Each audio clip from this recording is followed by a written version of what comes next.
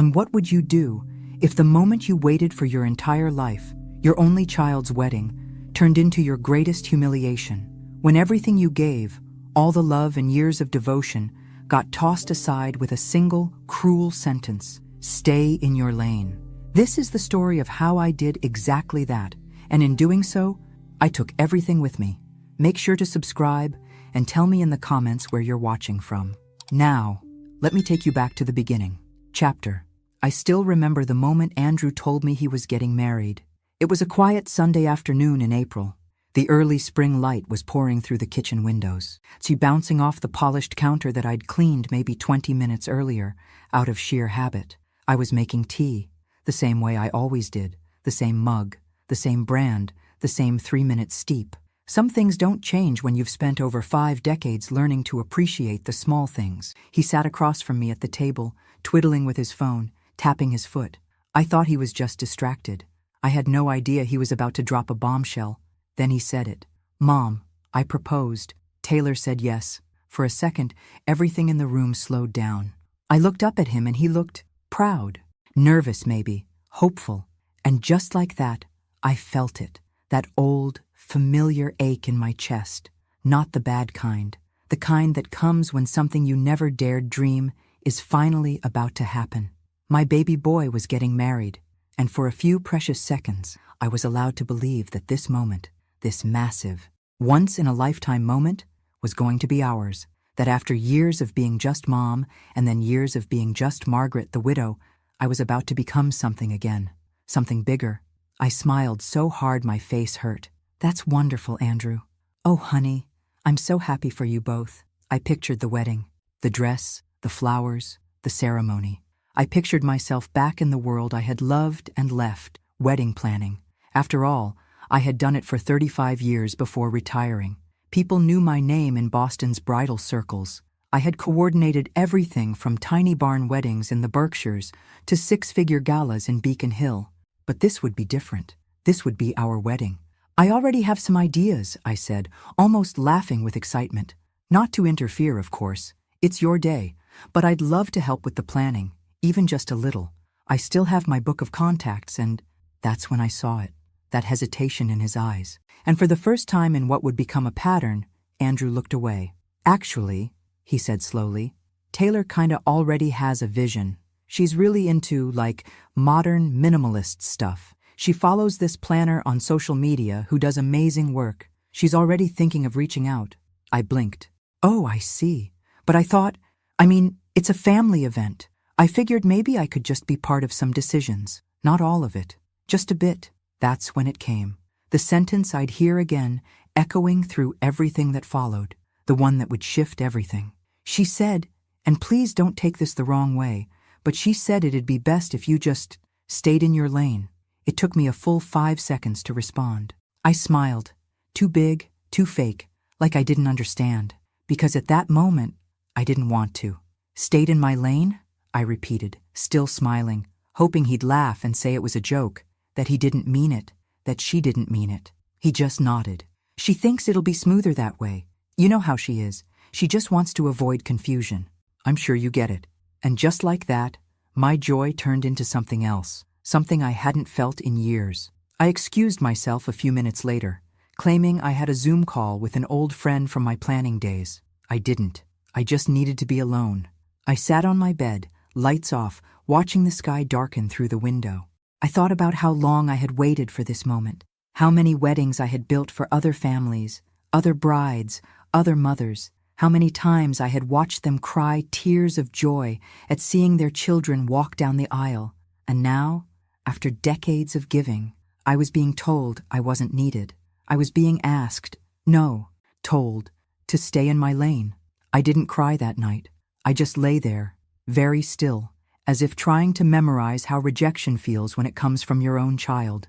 And I told myself it was just a misunderstanding, that maybe Taylor didn't mean it that way, that Andrew was just trying to avoid conflict, that I could still be part of this if I just stayed calm. But deep down, something had shifted, and I had no idea then that this was only the beginning of how invisible I was about to become. I wish I had. The next few weeks passed in a blur of strained small talk and half-hearted phone calls. Andrew would check in, briefly, like he was fulfilling some sort of quiet obligation. Taylor never called. Not once. I started to notice a shift in how included I was, or rather, how excluded I'd become. I told myself it was just the busyness of engagement, that they were overwhelmed with decisions. That Taylor, being a modern woman, probably just wanted to assert her independence. I tried to be understanding, tried to be patient, but the truth is, I was already being pushed out. It all became clear one Saturday afternoon. Taylor had invited me, along with her mother and a few friends, to a casual lunch at a local cafe to talk wedding vibes. That's how she put it in the text, wedding vibe. I wasn't sure if that meant colors, decor, or just chit-chat, but I went. I dressed nicely, wore a soft peach blouse with gold earrings, something light and happy. I even brought a little folder with me, just in case. Inside, I had printed a few inspiration boards, classy, timeless looks I had curated from years of experience. Florals that worked in all seasons, tips on seating arrangements, lighting tricks to make photos magical. Nothing pushy, just ideas. When I arrived, everyone was already seated. Taylor barely looked up from her phone. "Hey," she mumbled, then turned back to her screen. Her friends nodded politely. Her mother smiled, tight and short. I sat down quietly, trying not to feel out of place. I ordered a tea, then waited for the conversation to naturally steer into the wedding. When it did, I gently opened my folder and said, "I brought a few things, just some thoughts if you want to take a look." Taylor didn't even glance at the papers. She waved a hand casually. "Oh, that's okay, Margaret. We're going for a more current look, nothing too traditional." The way she said traditional, like it was a dirty word. "I'm sure you've got a ton of great stuff from back then," she added, smiling with just enough teeth to look fake. "But weddings have really changed, right?" Her friends giggled, one of them chiming in, "Yeah, everything's on TikTok now. We're using this girl from LA. She's like so cool. She did this shoot with disco balls and neon palms and it was insane." They all nodded, chattering like I wasn't even there. I sat there holding my little folder, hands still on the edges, pretending I didn't feel the sting, pretending I didn't just feel my 35 years of experience dismissed with a laugh. "I mean," Taylor said, "we just want something really us, you know? Not like the whole ballroom lace vintage vibe. That's just not our thing." I nodded, folded the folder shut quietly, and slipped it back into my bag. Her mom leaned over and whispered, not softly enough, "I told you she'd bring something. She probably thought she'd take over." Taylor gave her a quick look, then turned to me and said almost sweetly, "We really appreciate your excitement. Margaret, seriously, but I just want this to be modern and fresh. I already have a vision." I smiled. It felt more like a wince. "Of course, it's your day." Inside, I was breaking apart. I had seen brides like her before, confident, sure of their choices, blind to anyone else's wisdom, but I never thought I'd meet one who saw me as the problem, who saw my experience not as value, but as a threat. When I got home, I sat in my car in the driveway for 20 minutes, just sitting there, the radio playing something soft, my hands resting on the steering wheel, numb. I thought about calling Andrew, about telling him how I'd been treated, but what would I say? That his fiancée humiliated me in front of her friends? That she called my work outdated? He'd say I was overreacting, that Taylor didn't mean anything by it, that I was making things harder. So I did what I've always done. I swallowed it. I made myself a cup of chamomile tea. I changed into my softest pajamas. I watched a rerun of The Golden Girls and pretended everything was fine, but something in me was changing. That night, I stood in front of the mirror and really looked at myself. The lines around my eyes, the gray in my hair, the strength in my shoulders that I'd almost forgotten was there. And I told myself something quietly, a whisper I barely believed at the time. "You deserve better than this." I didn't know it yet, but that moment, that quiet vow, would be the start of something I couldn't undo, letting the morning chill bite at my skin. There's something about cold air that makes you feel present, alive, even when everything inside you feels numb. I kept thinking about that lunch, about Taylor's tone, her mother's whisper, the way her friends looked at me like I was a relic, like I was some charity invite they had to entertain for politeness' sake. I replayed every moment, every word, every smirk. And the worst part? Andrew hadn't called. Not to check in, not to thank me, not to ask if I was okay. I waited all day, then the next. By the third day, I gave up. He'd chosen his side, whether he realized it or not. Still, I wasn't ready to give up entirely. Not yet. I reminded myself that weddings bring stress, that couples get overwhelmed and short-tempered. Maybe Taylor didn't mean to be dismissive. Maybe her mother had gotten in her head. Maybe Andrew just didn't want to be caught in the middle. So I tried again. That week, I sent over a short email with some local vendors I trusted, all people I'd worked with for years. I kept the tone light. I ended with, "Only if it's helpful. Wishing you both a joyful planning process. Love, Mom." I didn't get a reply. Not from Taylor, not from Andrew. The silence was louder than a slammed door. A few days later, I stopped by Andrew's apartment to drop off a box of his childhood keepsakes, yearbooks, old baseball cards, a few photo albums I thought might be nice for the wedding. Taylor opened the door. She was polite. I'll give her that. But it was the kind of politeness that's practiced. Her smile didn't reach her eyes. "Oh, hey, we didn't know you were coming," she said, standing in the doorway but not quite inviting me in. I held up the box. "Just thought you might want these. Maybe for some photo displays or—" "Oh," she said quickly. "That's sweet, but I think we're doing a digital thing, like a slideshow from our phones. Super casual." I nodded. "Of course. Just thought you might want a few baby photos of Andrew." She took the box but didn't look inside. Andrew appeared a few seconds later. He looked tired, or maybe just tense. "Hey, Mom," he said, giving me a quick hug. "You didn't have to bring that stuff in person. You could have just, left it by." "I was in the neighborhood," I lied. "Thought I'd say hi." Taylor cleared her throat. "Actually, we're about to head out. Venue appointment." "Oh," I said. "You found a place?" Taylor smiled.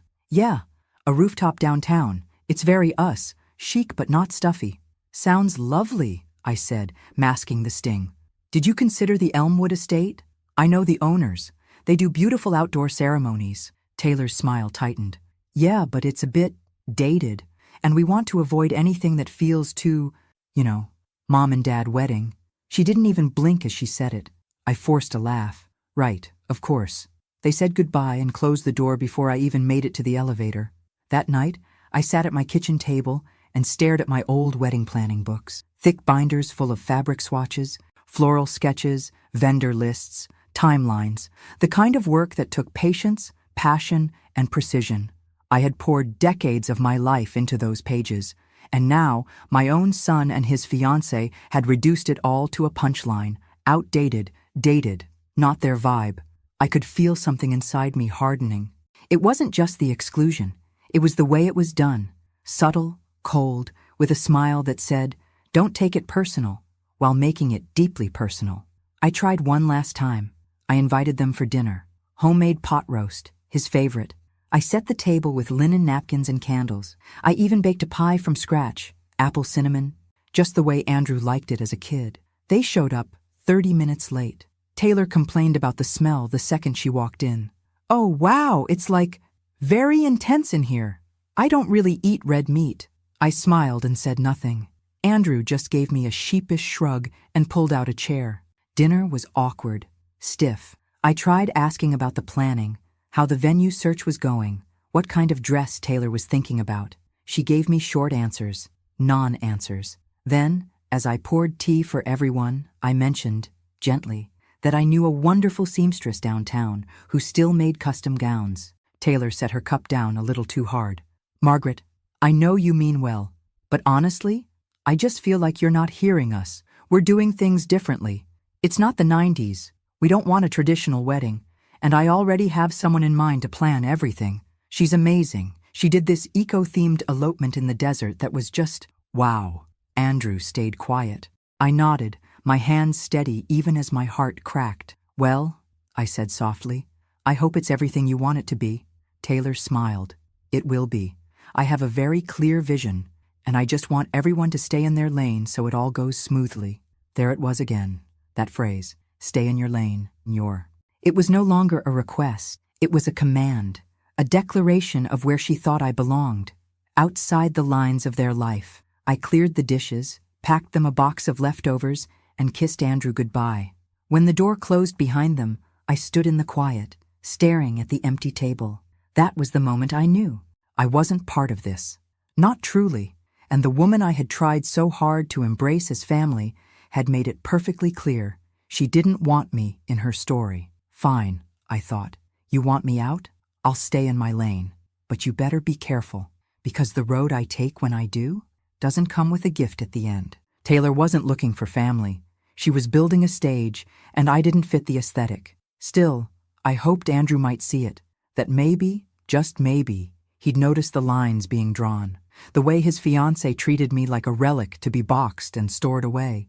But hope, as I'd learned too many times, can be crueler than truth. A week later, Taylor invited me to dinner again, this time at her parents' house. A family get-together, she called it.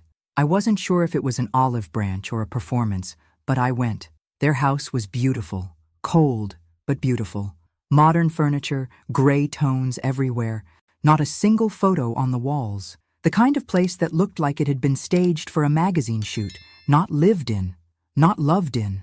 Taylor greeted me with the same smooth smile as always. Her mother, Diane, was already halfway into a glass of wine when I walked in. She kissed me on the cheek, her tone dripping with rehearsed charm. "Well, Margaret," she said, "Taylor tells us you used to do wedding planning. That must have been interesting work." Interesting. Like I'd once been a part-time dog walker or a quirky knitting club host. I smiled. Yes, for over 3 decades. I loved it. Helped a lot of people create memories that lasted. Diane gave a tight smile. "Well, thank goodness for Instagram now, right? So much easier these days." I glanced at Andrew. He wasn't meeting my eyes. We sat down to eat. The conversation revolved around color palettes. 54, 39, 45,000. 40, 25,000 vegan catering. Guest lists, all things I'd once breathed and lived and bled for, but now discussed like I had nothing to add. At one point, Taylor was describing some lighting feature she saw online. It's like a tunnel of LED vines that pulses with music, totally immersive. We're thinking that for the reception entrance. Interesting, I said carefully. Just be mindful with lighting that intense. Sometimes it overwhelms guests, especially older ones. Taylor interrupted, smiling tightly. I know, Margaret. That's why I'm working with someone young, someone current. The room went quiet for a beat. I felt my cheeks flush, not from shame, but from something darker, a quiet fury that clung to the back of my throat. But I swallowed it, smiled again, and took another bite of salad like nothing had happened. Later, Diane brought out old albums, hers, of course, pictures of Taylor's childhood, vacations, school dances. Taylor cooed over them. Andrew politely nodded along. I pulled out a small envelope I had brought, just a few baby pictures of Andrew, his first Halloween, his first bike ride, the toothless grin he gave me when he lost his front teeth. I thought it would be sweet to share. I handed it over. I thought maybe a few of these could go into the slideshow. They're special to me. Taylor glanced down.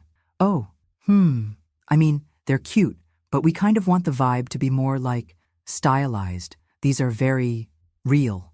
Real? I echoed, not sure if I'd heard right. She shrugged.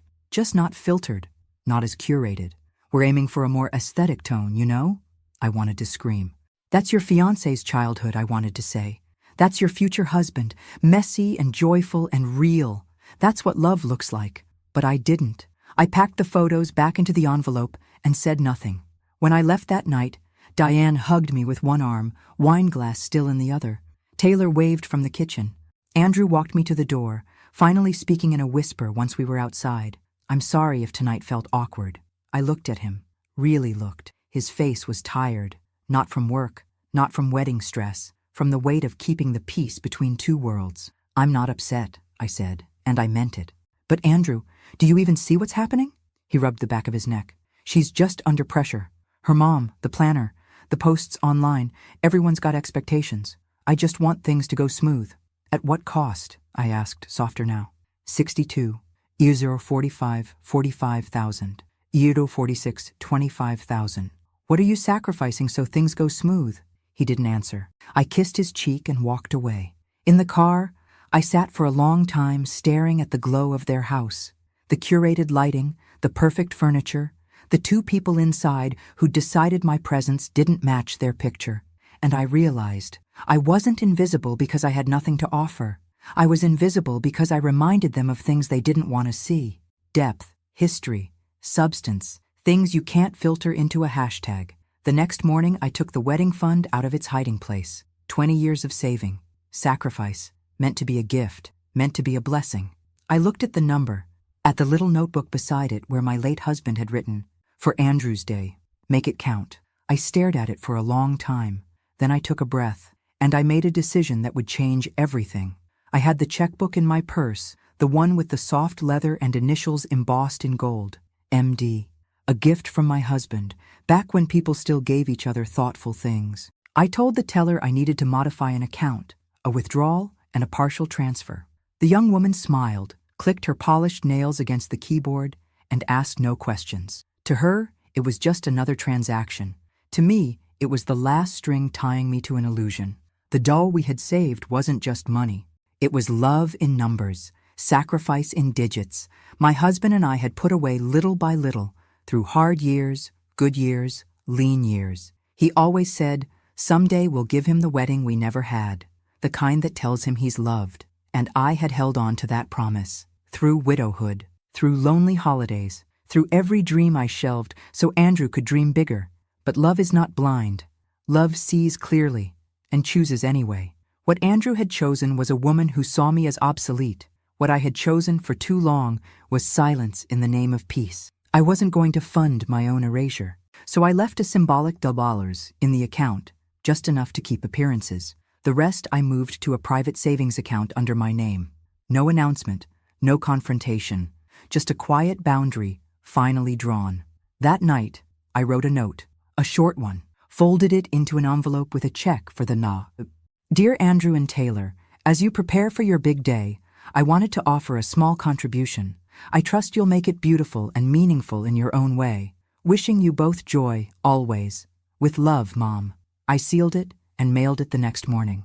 A week passed. No call, no thank you, just radio silence. Then, one evening, Andrew came over. Alone. No warning. I opened the door and saw it on his face. Tension, confusion, a thread of guilt. "Hey, Mom," he said. "Can we talk?" We sat in the living room. I offered tea. He declined. He didn't waste time. "Taylor saw the check," he said. "She was surprised." I nodded. I imagined she would be. She thought, well, we both thought you were planning to cover more, like the full amount. "I know," I said gently, "but I changed my mind." He blinked. "Why?" I met his eyes. "Because I wasn't invited to be part of anything. Not the venue, not the decisions, not the vision. I was asked to stay in my lane, so I did." His jaw tightened. "It's not like that. Taylor just wants control. She gets overwhelmed easily. She's trying to make things perfect. Perfect doesn't mean excluding the people who love you," I said. "And overwhelmed isn't an excuse for disrespect." He didn't respond right away. I watched him, my son, now a man torn between loyalty and truth, between the image he thought he had to maintain and the reality I refused to ignore anymore. "She feels like you don't support her," he muttered. I raised an eyebrow. "Does she feel that because I tried to offer ideas? Because I brought photos of your childhood? Because I wanted to help?" He looked down. "I wasn't going to say anything," I continued. "I was going to keep smiling, keep swallowing. But the truth is, Andrew, you let it happen. You stood there and watched me be erased." He looked up, pain in his eyes. "That's not fair." "No," I said softly. "It's just true." Silence hung between us. Finally, he sighed. "So, that's it? You're not going to help at all?" "I did help," I said, "in the way I was invited to." He stood, rubbed the back of his neck. "Taylor's gonna freak out." I didn't answer. I didn't offer comfort, because I was done patching wounds I didn't cause. He left not long after, barely saying goodbye, and for the first time in a long time, I didn't cry after he walked out, because I wasn't mourning the money.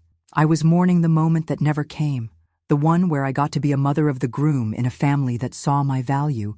But I also knew something else. They weren't ready for the cost of pretending I didn't matter, and soon enough, they'd learn that when you cut someone out, you don't get to cash in on their love.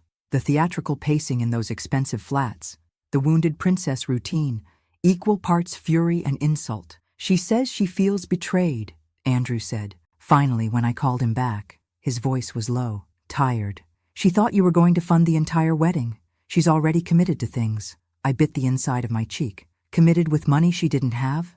That's not the point, Mom. No, I said gently. I think it is. What followed was a long pause. Then, the phrase that made my stomach sink. She signed a contract with the planner. My blood ran cold. You signed something? I asked. Without the funds secured? It's a social media deal, he said quickly. Savannah Bloom. She's really popular. She's got like 2 million followers. She only takes a few clients a year. Taylor messaged her, and she agreed.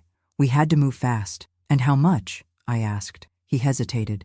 Andrew, how much? 55,000. I had to grip the edge of the kitchen counter. You gave someone you've never met? Someone you found online?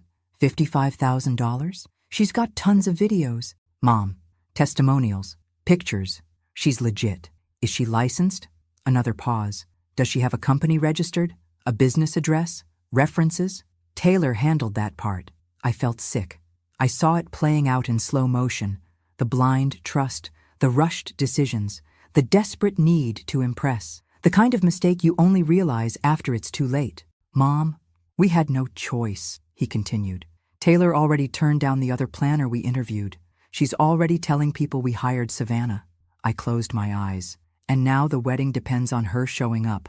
She'll show, he said, but I could hear the crack in his confidence. I didn't argue. I didn't scream. I'd done what I needed to do. I had removed myself from the collision course, but that didn't mean I wanted to see them hurt. Not truly. Still, it wasn't my job to rescue them anymore. A few weeks passed. I stayed quiet, focused on my own life, walks in the park, lunch with friends, reading late into the night.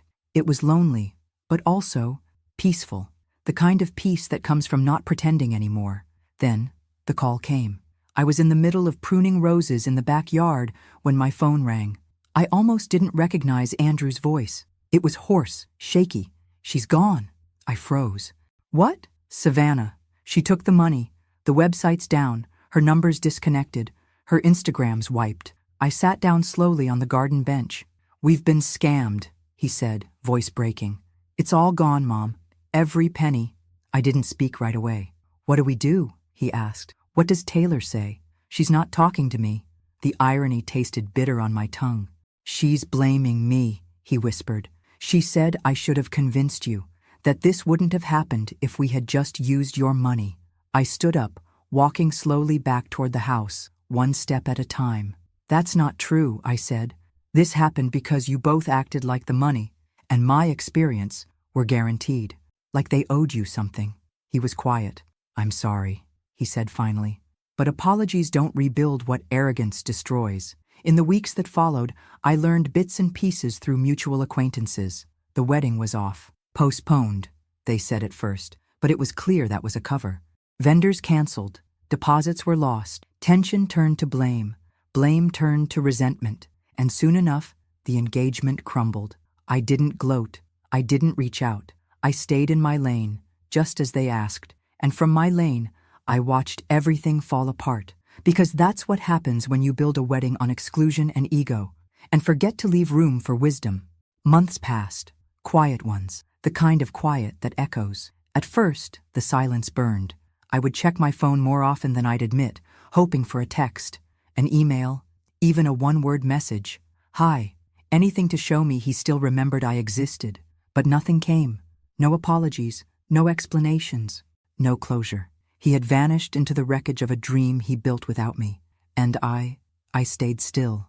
I filled my time with small things, mundane things, morning walks to the market, afternoon coffee on the porch, an online book club I never spoke in, but always followed. I repainted the hallway in a soft sage green, cleaned out closets that hadn't been touched since my husband passed, sorted through years of belongings that held more memories than function. And piece by piece, without even realizing it, I started to feel lighter. There was something strange about it. The realization that I no longer had to mold myself around other people's expectations. That I didn't have to squeeze into a role someone else assigned me. I wasn't the planner mom anymore. I wasn't the hostess or the helper or the savior. I was just Margaret. And for the first time in years, that felt enough. It wasn't joy exactly, but it was peace. I started saying yes to invitations again. Lunch with Diane from the library board. A garden tour in the suburbs with Joan, an old friend from church. A ceramics class where my bowl came out lopsided and I laughed harder than I had in years. And slowly, I began to remember who I was before I spent so much time trying to be what other people needed. It was strange how easily I'd forgotten. I didn't erase Andrew from my life. His picture still sat on the mantel. I still kept his favorite snacks in the pantry, out of habit. But I stopped holding my breath for him to come back. That wasn't my job anymore. I was healing in silence, the way some wounds require. No drama, no announcements, just quiet, deliberate self-respect. Then, one afternoon, I ran into Diane, not Taylor's mother, but my friend Diane, at the grocery store. She asked if I'd heard about Taylor. I shook my head. She moved back in with her mom, she said. Can you believe it? After everything? I could. She's telling people Andrew ruined the wedding, Diane added. But I heard it wasn't just the planner. They were fighting before that. Something about her wanting more control than he was willing to give. I didn't respond.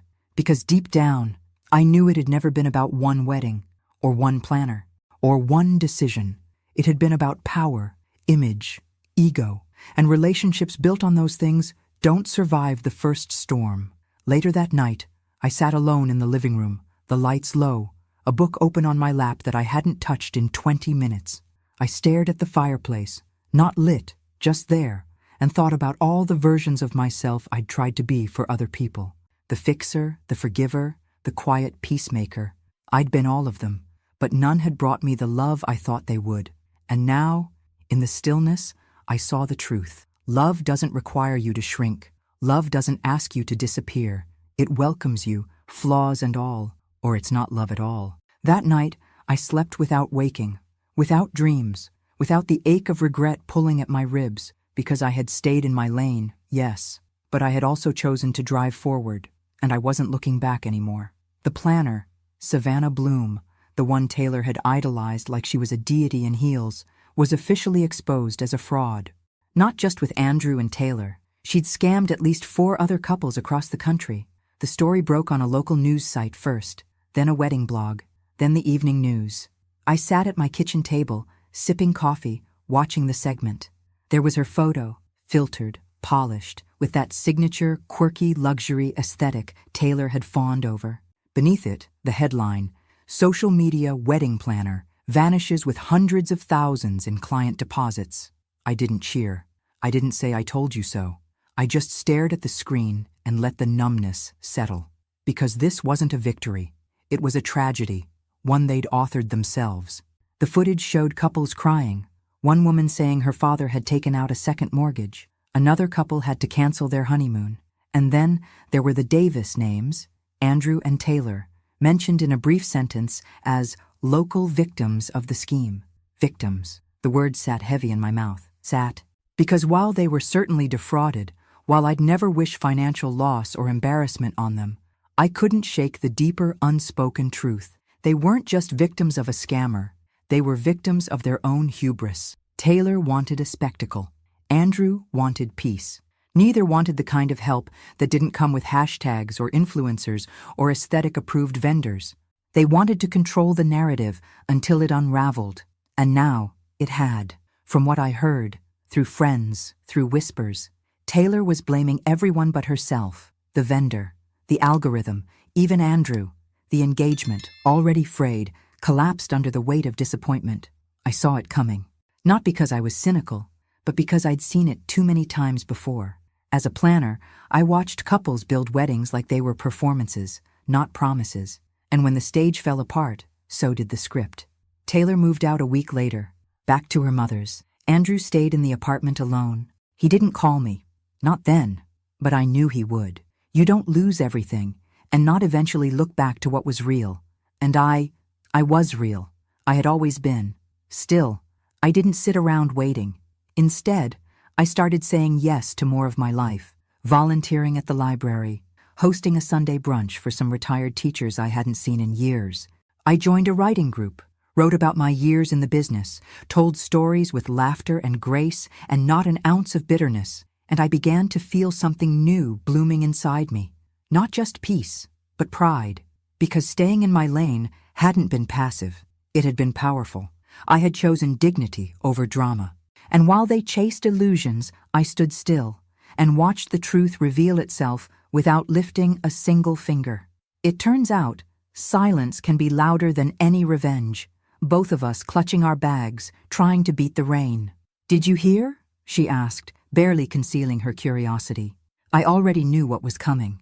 They called it off, Taylor and Andrew. I pretended to be surprised. I even added a soft, polite, "Oh?" because that's what you do when someone wants to tell you something you already understand more deeply than they ever will. She moved out. Her mom came to help pack, Marlene continued. He's still in the apartment. Looks kind of lost. I thanked her, wished her a good day, and walked back to my car in the drizzle. I didn't turn on the radio. I didn't call anyone. I just sat there and let it sink in. It wasn't joy I felt, and it wasn't relief either. It was clarity. Because when something ends, especially something that was never built to last, it doesn't need applause. It just needs acknowledgement. I thought back to the night Andrew first told me he'd proposed, the sparkle in his eye, the blind hope, the belief that he'd found something true. And I thought of all the times I'd tried to warn him without wounding him, tried to support without surrendering, tried to be included without begging. He hadn't seen me. Not then. And Taylor? She had never looked past her own reflection long enough to see anyone at all. I was sad, not for the wedding that never happened, not for the money or the spectacle, but for the illusion, the years Andrew would carry, the realization he'd been chasing approval, not love. That's what hurt the most, that he'd given everything to someone who had only seen him as a character in her curated story. And I, the woman who knew him best, had been written out of the script entirely. I didn't call him. I didn't reach out. Not because I was angry, because I had learned. You can't teach people to value you. They have to choose to. So I waited. And in the meantime, I filled my days with life, real life. I started leading a workshop at the community center, helping young women plan weddings on tight budgets. Not for profit, not for recognition, just to pass along what I knew. What I had earned through years of sweat and heartbreak and joy. They listened. They asked questions. They wrote things down. And for the first time in a long time, I felt heard again. One evening after the workshop, I walked home through the crisp November air. The sun was setting early, casting everything in gold. I stopped by the small park down the street, sat on a bench, and watched as a little girl tried to fly a kite that kept dipping and crashing. Her father kept encouraging her. "Try again. You've almost got it." And she did, over and over, laughing, failing, laughing again. It hit me then. How many times I had tried to make my relationship with Andrew something it wasn't ready to be.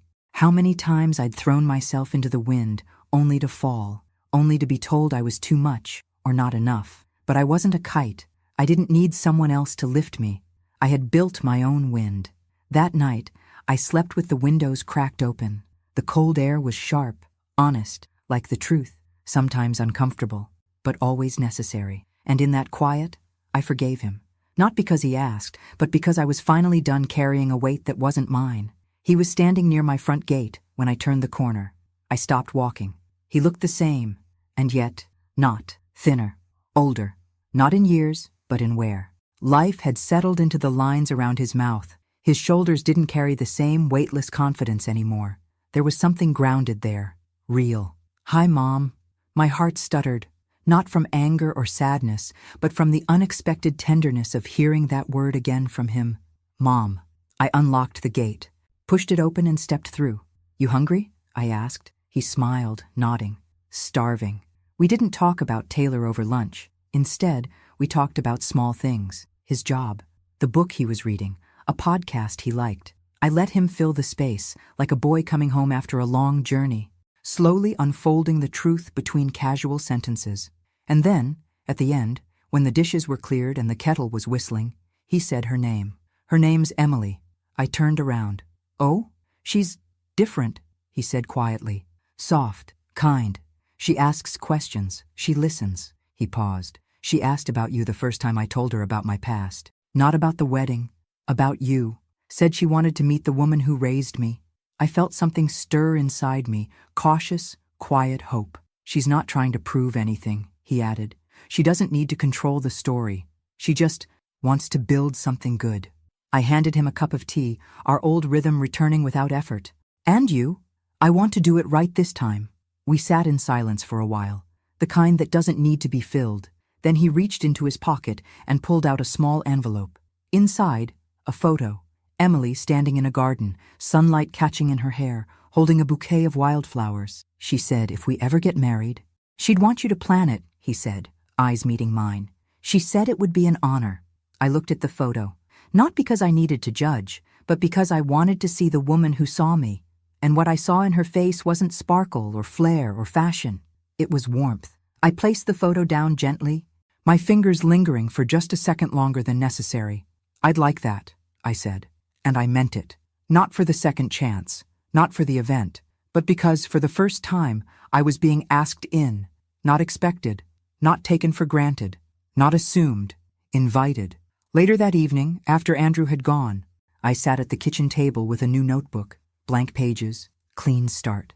I wrote her name at the top, Emily, and beneath it, I started a list, not of decorations or colors or seating charts, but of feelings I wanted her wedding to hold. Joy, honesty, gentleness, gratitude. Because this wasn't about getting it perfect. It was about getting it real. And this time, I was ready. Somehow. It wasn't the first time I'd been asked to help plan a wedding, but it was the first time I'd felt seen as I worked. It wasn't just about executing a vision anymore. It was about sharing one. And for the first time in years, I realized how much I had missed being part of something real, something that didn't need to be perfect to be beautiful. Emily and I spent weekends together. She'd bring over coffee, we'd talk about fabric swatches, seating arrangements, and her family's desire to have an outdoor ceremony. Sometimes, we just talked about life, her work, her dreams, how she'd grown up in a small town in the Midwest, and how she had never wanted a big wedding. She just wanted it to feel like her. And I realized more than anything that this wasn't a job for me. This was something I'd been waiting for. A moment to contribute, not just to their happiness, but to mine. We chose a small venue in a nearby garden, one that had personal significance for Emily and Andrew. The ceremony would be intimate, just close family and friends. No frills, no overstated trends. It was simple, but it was theirs. One afternoon, while we were finalizing the details, Emily stopped and looked at me, her eyes wide with gratitude. "You're so good at this," she said, shaking her head. "I wish I had known about you sooner. You've made all of this so much easier, so much more real." I smiled, a small part of me feeling the weight of those words, because for the first time in a long time, I wasn't just a mother or a planner or a daughter of someone who had faded into the background. I was seen for what I truly was, someone who knew how to craft memories. And that's what this wedding was turning into. Not a series of decisions made by Instagram influencers or social media gurus. Not a curated aesthetic, but a collection of moments, threads, and feelings that connected people to what truly mattered. Emily and Andrew had made their own choices, their own mistakes, but they were building something real, piece by piece. And this wedding wasn't a performance. It wasn't a show. It was their declaration, a promise to each other that was grounded in love, not perfection. The day of the wedding came. The weather was perfect, sunny but cool, the kind of early fall day that makes you believe in second chances. Andrew stood at the front in a simple suit, his hands trembling ever so slightly. He looked over at me and smiled, a gesture of quiet appreciation, like a man who had finally figured out what truly mattered. When Emily walked down the aisle, the guests didn't gasp or whisper. They just watched, content. There was nothing over the top about the scene, just two people, their eyes locked on each other. Two people who had learned, who had made mistakes, but were ready to get it right this time. As she stood before him, she took his hand and spoke her vows, simple words, honest words. They didn't promise to be perfect. They didn't promise forever without hardship. They promised to choose each other, day after day, to walk beside each other no matter what came their way. And in that moment, I realized something. I had been holding my breath for so long, waiting for everything to fall into place, waiting for the apology, waiting for recognition. But the moment I had been waiting for, it wasn't coming from anyone else. It was coming from me. I had already forgiven. I had already healed. And now I could let go of the past, for good. The ceremony ended. The reception began. The food was simple but delicious. The music was soft, and there was no grand dancing, no centerpieces of glass and gold, just laughter, conversation, and the warmth of people who had come together not for spectacle, but for love. Later that evening, as the last of the guests left, Andrew and Emily came over to me. He wrapped his arms around me, holding me tightly. "Thank you," he whispered. This was everything." And Emily, her eyes shining with the kind of gratitude I had only ever dreamed of, placed her hand gently on my shoulder. "You were the heart of this. Margaret, I can't imagine what this day would have been without you." I didn't need any more words. I didn't need any more validation. I had been part of something real. And as the evening wound down, I stood by the edge of the garden, watching Andrew and Emily dance their first dance, not the perfect, flawless performance, but the awkward, imperfect, joyous sway of two people who had chosen each other. I smiled to myself. I had stayed in my lane, but in doing so, I had found my way back to them, back to the love I'd always been part of, not as a mother of the groom, not as an organizer, but as Margaret.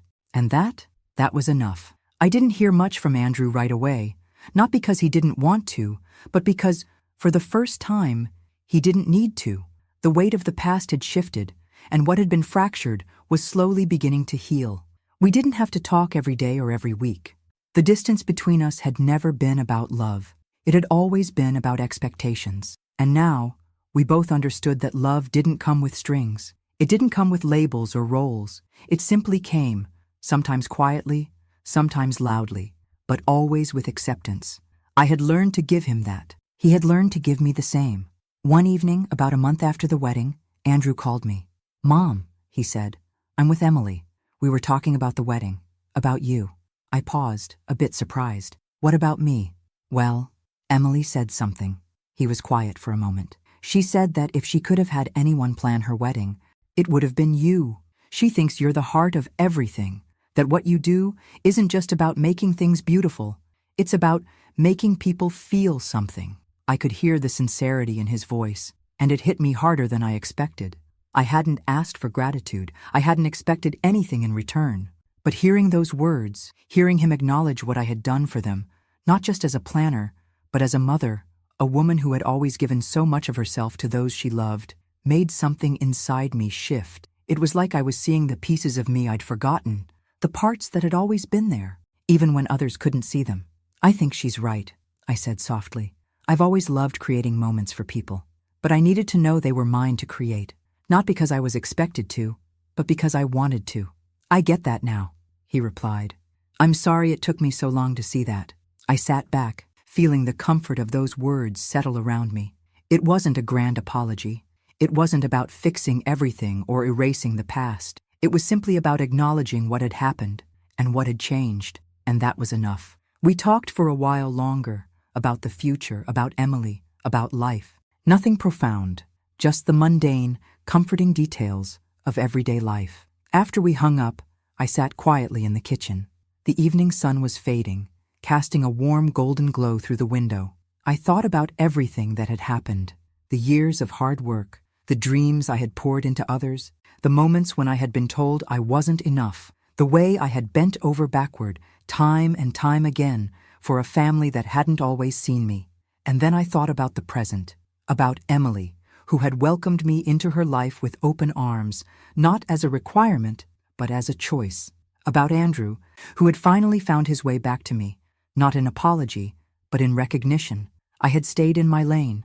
I had held my boundaries, quieted my voice when it wasn't wanted, but when the time came, I had spoken, not with anger or regret, but with calm strength.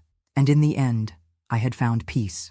Because sometimes, when you stay true to yourself and let go of the things that don't serve you, when you stop forcing things and let life unfold on its own, the universe has a way of bringing everything back to where it belongs. I was enough, and that was the most freeing thing I had ever learned. Later that evening, as I sat on the porch with a glass of wine, I heard footsteps coming up the driveway.